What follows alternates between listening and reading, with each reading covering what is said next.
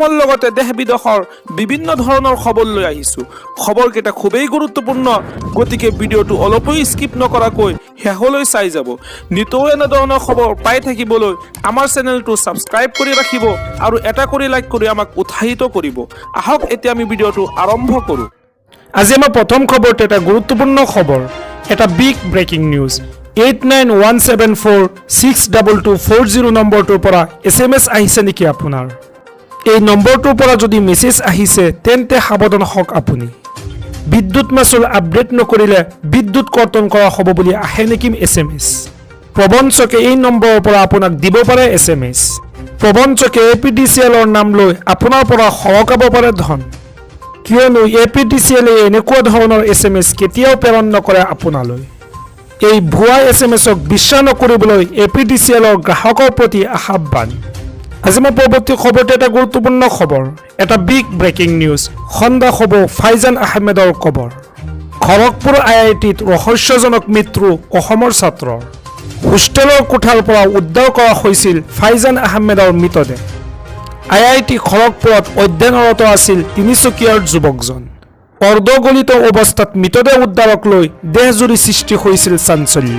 7 মাহৰ অন্তত ফাদিল হোৱাৰ দিশে ফাইজানৰ হত্যাৰ ঘটনা। আদালতৰ দ্বাৰস্থ ন্যায়িক যুঁজ চলাই গৈছিল ফাইজানৰ পৰিয়ালে। 25 এপ্ৰিলত মৃতদেহ পুনৰ পৰীক্ষাৰ নিৰ্দেশ দিছিল ন্যায়ালয়ে। আজি আমাৰ পৰৱৰ্তী খবৰটো এটা গুৰুত্বপূৰ্ণ খবৰ, এটা big breaking news. Ration card থাকিলেই পাব 5 লাখ টকাৰ সুবিধা। ৰেচন কাৰ্ড থকা প্ৰতিজন লোকে লাভ কৰিব 5 লাখ টকাৰ সুবিধা। ৰেচন কাৰ্ড থাকিলেই লাভ কৰিব বিনামূলীয়া চিকিৎসা সেৱা। প্ৰতিগৰাকী ৰেচন কাৰ্ডৰ হিতাধিকাৰীলৈ আয়ুষ্মান কাৰ্ড প্ৰদান। আনুষ্ঠানিকভাৱে 1,10,00,000 লোকক আয়ুষ্মান কাৰ্ড প্ৰদান কৰিব চৰকাৰে। 2 মাহৰ ভিতৰত 3.30 কোটি লাভ কৰিব আয়ুষ্মান কাৰ্ড। হিমন্ত বিশ্ব শৰ্মা চৰকাৰৰ এক অভিলাষী পদক্ষেপ। আয়ুষ্মান কাৰ্ডৰ জৰিয়তে ৰেচন কাৰ্ড থকা লোকে লাভ কৰিব 5 লাখ টকাৰ বিনামূলীয়া চিকিৎসা সেৱা। ব্যক্তিগত চৰকাৰী সকলো চিকিৎসালয়ত উপলব্ধ হ'ব এই সুবিধা। ইয়াৰ পৰৱৰ্তী খবৰটি খুবেই গুৰুত্বপূৰ্ণ, এটা বিগ ব্ৰেকিং নিউজ। আপুনি অৰুণোদয়ৰ নতুন নে পুৰণি হিতাধিকাৰী? পুৰণি হিতাধিকাৰীসকলে ধন কণ্টিনিউ পাবলৈ কৰিব লাগিব এই কাম। নতুনসকলৰ বাবেও আছে নতুন নিয়ম। হয় দৰ্শকসকল, আপুনি অৰুণোদয় আঁচনি নতুন নে পুৰণি হিতাধিকাৰী? পুৰণি হিতাধিকাৰীসকলে ধন কণ্টিনিউ পাবলৈ কৰিব লাগিব এইকেইটা কাম। আৰু লগতে নতুন হিতাধিকাৰীসকলৰ বাবে আছে কেইবাটা নিয়ম। প্ৰথমতে অৰুণোদয় আঁচনি লাখ লাখ হিতাধিকাৰীয়ে শীঘ্ৰে আপডেট কৰিব লাগিব KYC, কিয়নো KYC আপডেট নাথাকিলে আপোনাৰ একাউণ্টত নোসোমাব ধন। অৰুণোদয় আঁচনিৰ ধন নিয়মীয়াকৈ পাবলৈ বেংকৰ একাউণ্ট ঠিক হৈ থাকিব লাগিব। আৰু ইয়াৰ লগতে অৰুণোদয়ৰ বাবে যিটো মোবাইল নম্বৰ দিছে সেই মোবাইল নম্বৰটো এক্টিভ কৰি ৰাখিব লাগিব। হঠাৎ কিবা কাৰণত যদি মোবাইলটো পৰিৱৰ্তন হয় চৰকাৰক জনাব লাগিব। এতিয়াৰে পৰা প্ৰত্যেক ব্লকত এজন অৰুণোদয়ৰ সহায়ক থাকিব। যদি কোনো মাহত টকা জমা নহয় ব্লকৰ অফিচত গৈ আপোনালোকে অভিযোগ দিব পাৰিব। তৃতীয়তে অৰুণোদয়ৰ ধন নাপালে অভিযোগ দিবৰ বাবে চৰকাৰে মুকলি কৰিব ফোন নম্বৰ, আৰু সেই বিশেষ ফোন নম্বৰটো হৈছে 1800202626। এই ফোন নম্বৰত ফোন কৰি বা মেছেজ কৰি দিব পাৰিব অৰুণোদয়ৰ বিষয়ে সকলো ধৰণৰ অভিযোগ। অৰুণোদয়ৰ ধন নোপোৱা মহিলাসকলৰ বাবে চৰকাৰে মুকলি কৰিছে হেল্প ডেস্ক আৰু ফোন নম্বৰ। পুৱা 10 বজাৰ পৰা 6 বজালৈ ফোন কৰিব পাৰিব এই নম্বৰত। ৰাজ্যৰ বিত্ত বিভাগে মুকলি কৰিছে এই হেল্পলাইন নম্বৰ।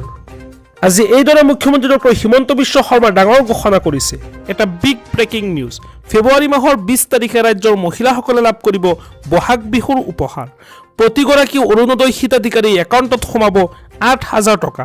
যিসকলে অৰুণোদয় আঁচনি লাভ কৰা নাই তেখেতসকলে ASLRMত গৈ আবেদন কৰিব পাৰিব। মুখ্যমন্ত্ৰী ডক্টৰ হিমন্ত বিশ্ব শৰ্মা ৰাজ্যৰ প্ৰতিগৰাকী অৰুণোদয় হিতাধিকাৰীৰ বাবে 1 জানুৱাৰীৰ দিনাই ভাল খবৰ দিলে। 20 ফেব্ৰুৱাৰীত অৰুণোদয় হিতাধিকাৰীসকলে লাভ কৰিব 8,000 টকা। ৰাজ্যৰ প্ৰতিগৰাকী অৰুণোদয় হিতাধিকাৰীক বহাগ বিহুৰ উপহাৰ হিচাপে চৰকাৰে দিব এই ধন। মুখ্যমন্ত্ৰী ডক্টৰ হিমন্ত বিশ্ব শৰ্মা ঘোষণাৰ পিছতে এতিয়া উৎফুল্লিত হৈ পৰিছে ৰাজ্যৰ মহিলাসকল। অৰুণোদয় আঁচনি এই ধন লাভ কৰিবলৈ 20 ফেব্ৰুৱাৰীলৈকে অপেক্ষা কৰিব লাগিব। একেলগে 8,000 টকা লাভ কৰি মহিলাসকলে কৰিব পাৰিব বহু কাম। ৰাজ্যৰ প্ৰতিগৰাকী অৰুণোদয় হিতাধিকাৰীৰ বাবে 1 জানুৱাৰীৰ দিনা ভাল খবৰ দিলে মুখ্যমন্ত্ৰী ডক্টৰ হিমন্ত বিশ্ব শৰ্মাই।